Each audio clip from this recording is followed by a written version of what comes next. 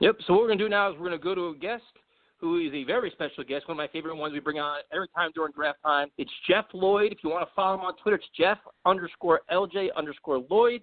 He's the host of Locked On Browns, which is just taken off, like just skyrocketing. Man, he's doing all kinds of work. An excellent Jets fan, excellent draft analyst. So, Jeff, what's up, man? Welcome back. Guys, it's been too long. How's everybody holding up? Hey, man, we're trying to do our best, man. Crazy times, but the draft is a perfect escape for a lot of us, so we definitely appreciate you coming on, man. Oh, anytime. You guys know that. And that's even been the thing. It's, the draft has been set. It's always set for, almost a year in advance. But, with all that's going on here now, and, yeah, I think we're all looking forward to it here.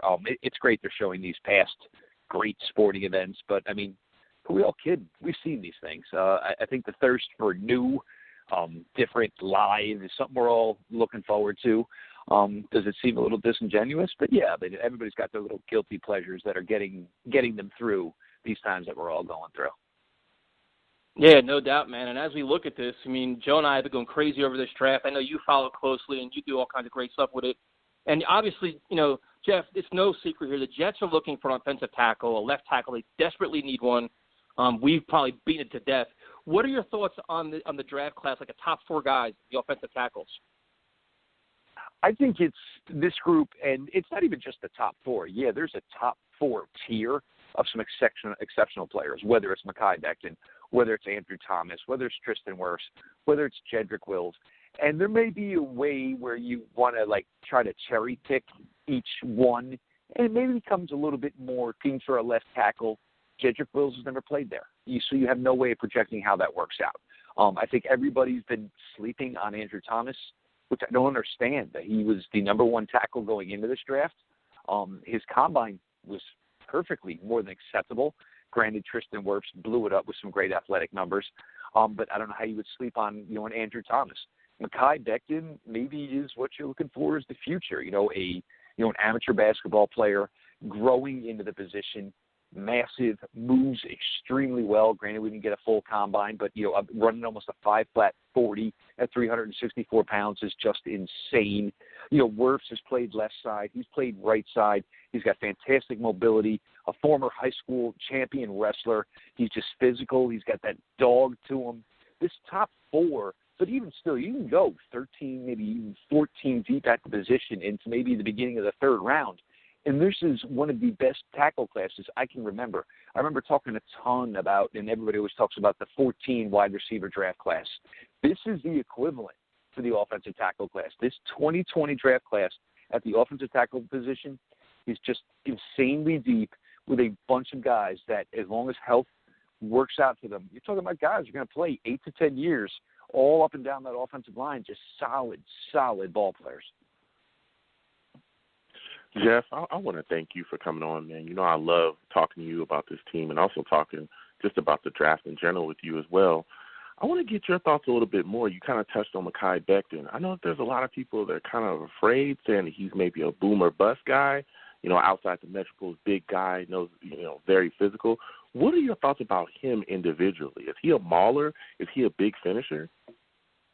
I think the first thing that when you look at the tape on Mekhi Becton, the first thing you notice is, yes, in the run game, he's just that mean old, and granted, he is that big, but he's the guy that drives you to the ground. And if you're stupid enough to get up, guess what? He's going to drive you to the ground again. One of the issues you may have with Mekhi Becton is to his size. And, at the combine, we were hoping for closer to 350. There were rumors of him playing somewhere in the 370s at Louisville. That causes you and gives you some pause for hesitation. It's a lot of stress on joints, on knees, on ankles, even the upper body and the back. And so what you get concerned about, though, is how is it going to hold up? And especially with him being 6'7" plus, there's going to be a lot of action rolling into his lower body, as we see all the time with offensive line. Sometimes you don't get hurt just by getting hurt. You get hurt by the trash rolling into your legs. 6'7", it's going to be a little bit more difficult for him to deal with that type of stuff. The pass blocking, you don't have near the resume of him as a pass blocker as you do some of these other guys.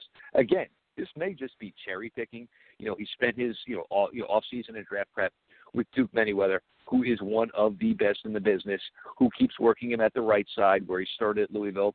and at the left side, keeping everything intact for trying to what's going to make for the best pro career for his prospect. So Becton, there's a little bit maybe more hesitation because it's I haven't seen this just yet. But I mean, you go back and you look at some YouTube video of him running around a basketball court, and at the time as a senior in high school, he was definitely north of 300 pounds, moves well, moves fluid. It's the case of, has he grown more into his body and he's more comfortable with it? Can he handle himself at this 360 range, which is certainly plausible. But I mean, you look at it, you want to look for like an absolute destroyer. And guess what? We're going to run a little wide zone left, or we're going to run toss left, and getting him out in front. I mean, there's going to be a lot of guys that just say, you know what, and essentially just tap out and lay down and just get the hell out of the way. I don't see any reason he's not worth what any of these other prospects are, as far as the tackle group being drafted anywhere between 4 into the 11 range. I don't know if they're going to slip any further. Maybe the last one goes to Tampa Bay at 14. But this is a group that can play ball, and Mekhi Becton, there's no reason you can't think he's not going to fit in with the rest of this group.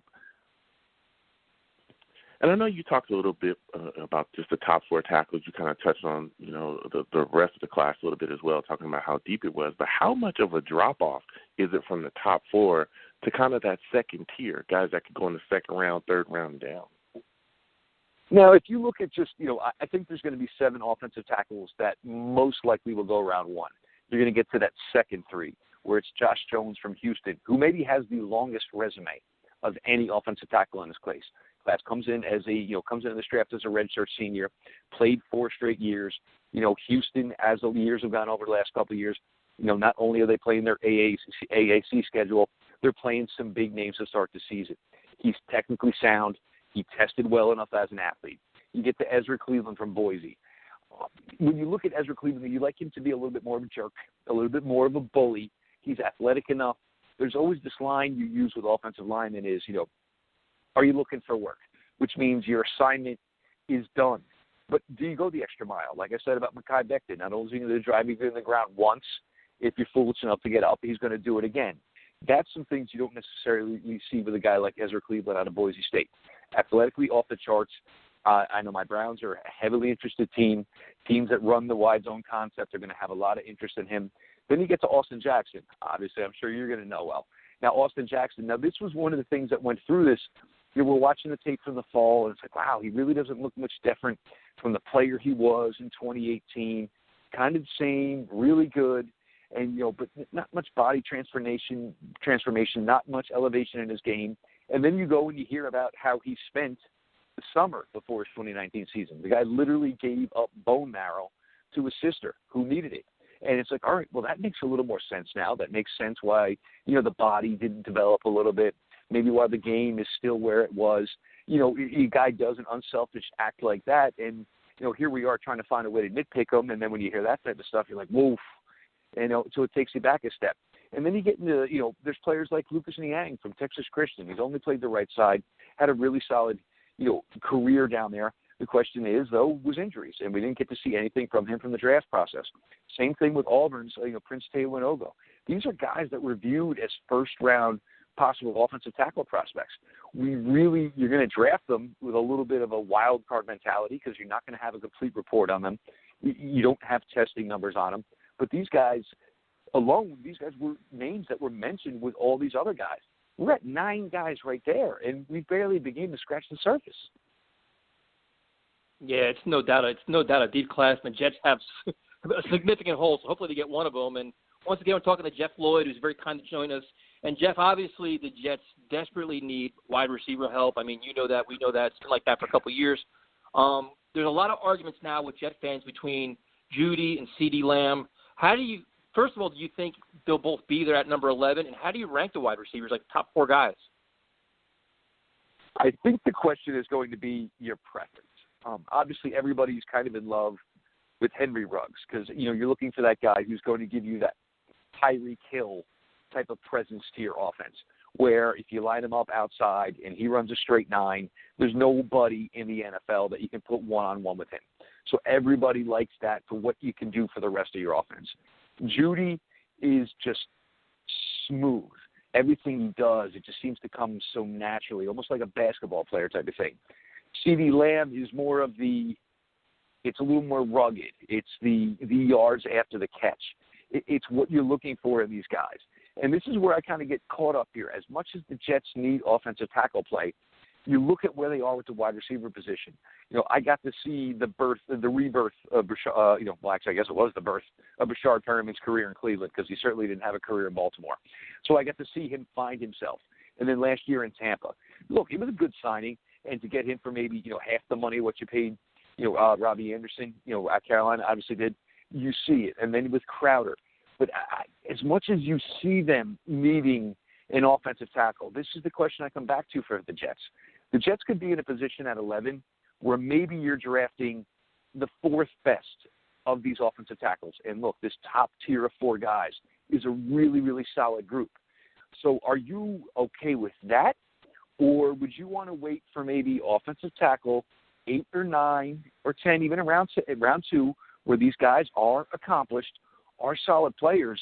And is there one specific wide receiver you're looking at, whether it's Judy, whether it's CeeDee Lamb, and say, you want to know what, him and Sam Darnold would be it, because then you can have Bashard Perriman run deep routes where people are going to have to obviously give him a lot of extra attention.